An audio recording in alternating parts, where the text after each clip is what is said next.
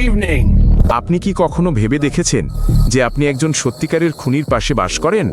শান্ত ভদ্র সবসময় হ্যালো বলে, আর তার বাড়ির মেঝের ঠিক নিচেই 33টি লাশ।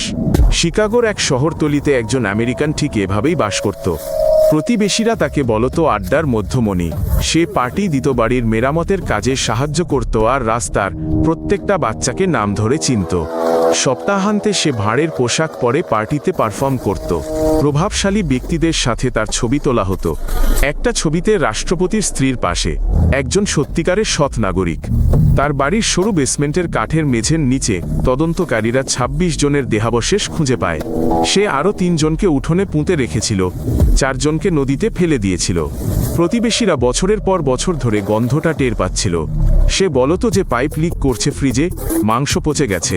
কেউ পরীক্ষা করে দেখেনি। তারা তার কথা বিশ্বাস করেছিল, কারণ সে খুব ভালো মানুষ ছিল। তারা তাকে ঘটনাক্রমে ধরে ফেলে এক নিখোঁজ কিশোরের মাধ্যমে যে কাজের ব্যাপারে কথা বলতে এসেছিল। ৬ বছরে ৩৩ জন শিকার। তার জীবদ্দশায় তাদের বেশিরভাগকেই কখনো শনাক্ত করা যায়নি। বিচারের সময় তিনি কেঁদে নিজের নির্দোষিতা ঘোষণা করেন।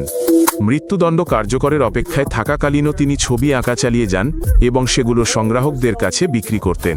প্রতিটি ছবি হাজার হাজার ডলারে বিক্রি হতো। তার মৃত্যুদণ্ড কার্যকরের পরও তার মস্তিষ্ক সংগ্রহ করে বিজ্ঞানীদের দেওয়া হয়।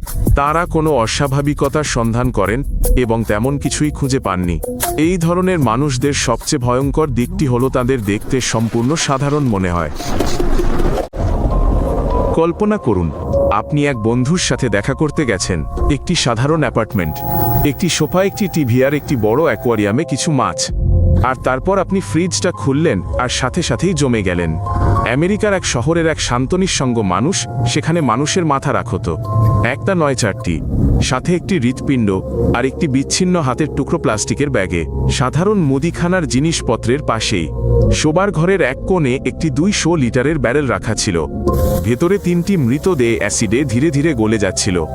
কম্পিউটারের ডেস্কে ২টো মাথার খুলি পড়েছিল। সেদিন ছিল তার প্রতিদিনের সন্ধ্যা। ১৩ বছরের মধ্যে সে ১৭ জনকে হত্যা করেছিল। সে একটি কারখানায় কাজ করত, একা থাকত এবং কারো সাথে তেমন মিশত না। প্রতিবেশীরা একটি অদ্ভুত গন্ধের অভিযোগ করত। সে বলতো ফ্রিজটা নষ্ট হয়ে গেছে। সে সবার ছবি তুলত, ছবিগুলো একটি অ্যালবামে রাখত। সে সব কিছু মনে রাখতে চাইত। তদন্তকারীরা মোট ৭৪টি ছবি খুঁজে পেয়েছিল। তারা এই অ্যাপার্টমেন্টের তল্লাশিকে একটি ব্যক্তিগত জাদুঘরের তল্লাশি বলে অভিহিত করেছিল। তাকে কেবল তখনই ধরা সম্ভব হয়েছিল যখন তার শিকারদের একজন হাতকড়া পরা অবস্থায় রাস্তায় পালিয়ে আসতে সক্ষম হয়েছিল। পুলিশ পরে জানতে পারে যে ২ মাস আগে কর্মকর্তারা এক পলাতক ছেলেকে তার কাছে ফিরিয়ে দিয়েছিল। আপনার কি মনে হয় আপনার পাড়ায় এমনটা হওয়া অসম্ভব? তার বিল্ডিংয়ে বেশ কয়েকটি অ্যাপার্টমেন্ট ছিল। প্রতিবেশীরা বছরের পর বছর ধরে গন্ধটা পাচ্ছিল। কেউ কর্তৃপক্ষকে জানায়নি। কখনো কখনো নীরবতার কারণে প্রাণহানি হতে পারে। এখন আপনারা এমন এক ব্যক্তির কথা জানবেন যিনি আসল মানুষের মুখ দিয়ে মুখোশ সেলাই করতেন এবং সন্ধ্যায় সেগুলো পরতেন। তিনি একটি খামারে একা থাকতেন। প্রতিবেশীরা তাকে অদ্ভুত কিন্তু নিরীহ বলে মনে করত। তার মায়ের মৃত্যুর পরও তিনি তার ঘরটি তালাবদ্ধ করে রেখে দেন। বাড়ির বাকি অংশকে একটি কর্মশালায় রূপান্তরিত করা হয়েছিল। রাতে তিনি কবরস্থানে গিয়ে কবর দেওয়া মৃতদেহের অংশবিশেষ সংগ্রহ করতেন। ছাল ছাড়ানো চামড়া দিয়ে তিনি ভ্রুচোখের পাতাকান এবং চিবুক সহ সম্পূর্ণ মুখোশ তৈরি করতেন। সন্ধ্যায় তিনি সেগুলো পরে বাড়ির চারপাশে ঘুরে বেড়াতেন। অন্যরা যেমন জামা পরে দেখে তিনিও তেমনি অন্যের মুখ পরে দেখতেন। তার বাড়ির চেয়ারগুলো মানুষের চামড়া দিয়ে ঢাকা ছিল। ল্যাম্পশেডটি একটি মুখ দিয়ে তৈরি করা হয়েছিল। তিনি একটি খুলিকে প্লেট হিসেবে ব্যবহার করে তাতে স্যুপ খেতেন। হাড়ের মধ্যে কাঁটা চামচ ঢুকিয়ে দেওয়া হতো। তিনি এটাকে তার দৈনন্দিন জীবন বলতেন। পুলিশ খুঁজে পায় মাংস দিয়ে তৈরি একটি বেল্ট, একজন মহিলার শরীরের উপরের অংশ দিয়ে তৈরি একটি ভেস্ট, পায়ের চামড়া দিয়ে তৈরি মোজা এবং ফ্রিজের ভেতরে নাড়ি ভরির বাক্স। কবরস্থানে ৪০ বার রাতে যাওয়ার কথা নথিভুক্ত আছে। সে আক্ষরিক অর্থেই তার মা হতে চেয়েছিল। সে চামড়ার একটি পুরো স্যুট সেলাই করে পরতে চেয়েছিল। সে নিজেই বলেছিল কবরস্থানের লাশগুলো থেকে বড্ড বেশি দুর্গন্ধ আসত, তাই তার কাছে যথেষ্ট উপকরণ ছিল না। এই একজন মানুষই ৩টি কাল্ট হরর চলচ্চিত্রের অনুপ্রেরণা ছিলেন, psycho, the Texas chains massacre এবং দ্য সাইলেন্স অব দ্য ল্যাম্বস।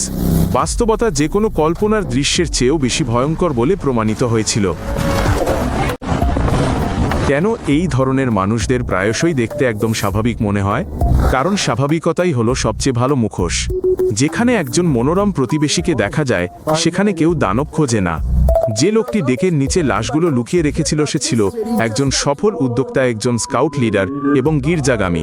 তার কোম্পানি অন্যদের জন্য বাড়ি তৈরি করত, আর তার নিজের বাড়ির নিচেই ছিল একটি কবরস্থান। যে লোকটি মানুষের মুখ দিয়ে মুখোশ সেলাই করত সে কয়েক দশক ধরে একটি খামারে বাস করত। প্রতিবেশীরা তাকে ছুটির দিনে আমন্ত্রণ জানাত বাড়ির কাজে সাহায্য করতে বলতো। সে হাসি মুখে সাহায্য করত এবং আবার তার সংগ্রহে ফিরে যেত। যে লোকটি ফ্রিজে শরীরের অঙ্গ প্রত্যঙ্গ রাখত সে বারে মানুষের সাথে দেখা করত, সাধারণ কাজের জন্য টাকা দিত। তাকে দেখতে শান্তশিষ্ট মনে হতো, সে মৃদুস্বরে কথা বলতো। তারা তাকে বিশ্বাস করত এবং তাকে অনুসরণ করত। এই তিনজনের মধ্যে একটি বিষয় মিল ছিল, তাদের দেখে মনে হতো এমন মানুষ যাদের বিশ্বাস করা যায়। লোকেরা তাদের বাড়িতে আমন্ত্রণ জানাত, লোকেরা তাদের সাথে ছবি তুলত। ঠিক এই জিনিসটাই তাদের রক্ষা করত। ধরা পড়ার পর যে বিশেষজ্ঞরা এই মানুষদের নিয়ে গবেষণা করেছিলেন তারা একই কথা বারবার বলেছেন, তাদের শিং নেই, কোনো উন্মত্ত দৃষ্টি নেই। শারীরিকভাবে তারা আপনার থেকে আলাদা নয়, তারা কেবল সহানুভূতি প্রকাশে অক্ষম। পরিসংখ্যান অনুযায়ী 10 লক্ষের বেশি জনসংখ্যা বিশিষ্ট যে কোনো শহরে এই মুহূর্তে অন্তত একজন এমন ব্যক্তি বাস করছেন, অলক্ষ্যে, ভদ্র, হয়তো এমন কেউ যাকে আপনি ব্যক্তিগতভাবে চেনেন। যে ব্যক্তি এমন কাজ করতে সক্ষমতার ভেতরে কি চলে, এটা শুধু রাগ নয়, এটা জগৎকে দেখার এক বিশেষ দৃষ্টিভঙ্গি যেখানে অন্যের কষ্ট কোনো প্রতিক্রিয়াই জাগায় না। তাদের প্রায় সকলেই শৈশবে বিচ্ছিন্ন, অপমানিত বা নির্যাতিত হয়েছিল। কেউ কেউ মাথায় আঘাত পেয়েছিল, কেউ কেউ মানসিকভাবে অসুস্থ বাবা মায়ের কাছে বড় হয়েছে।